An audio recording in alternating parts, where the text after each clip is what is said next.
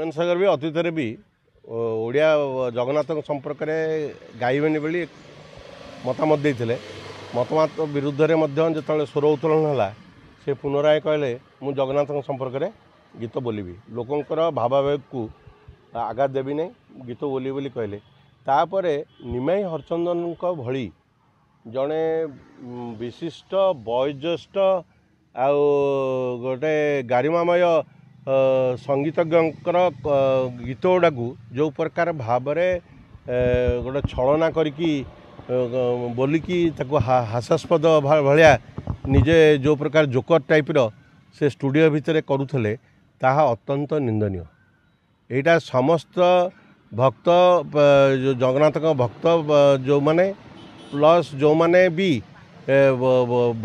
भजन को जो माने भल से शुणती भजन द्वारा तांकर निजर ईश्वर भक्ति आसे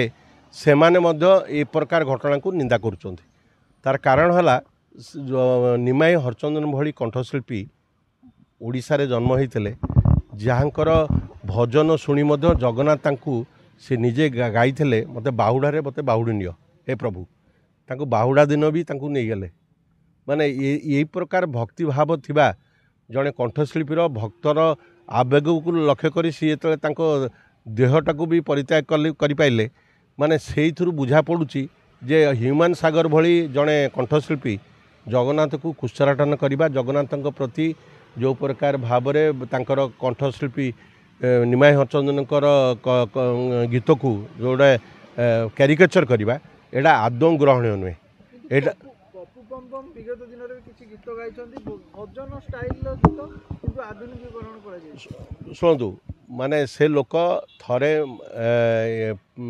तुलसी रे कुकुर मुच्छन्ति बोली जगन्नाथ तुलसी रे कुकुर मुच्छे बोली कहीकि लोक ताकू कालीमाड़ करते सी जेते बड़ स्टार हूँ पछे जेते बेले गीत बोलुंट निजर संयमता रक्षा कर गीत बोलिया उचित। वर्तमान जो नुआ सरकार आई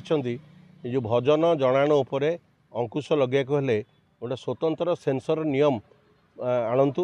सूचना लोक संपर्क विभाग माध्यम जोटा कि यही प्रकार अश्लीलता ये प्रकार भाव डबल मीनिंग थाई कि जो गीत होची भजन जनान तापर मध्य रोक लगा जाई परिबो कारण ये सब जिनस जदि एबे ठारू न हुए ता परवर्ती समय एटा अधिक संक्रामक रोग भाया बहुत व्यापी जीवो।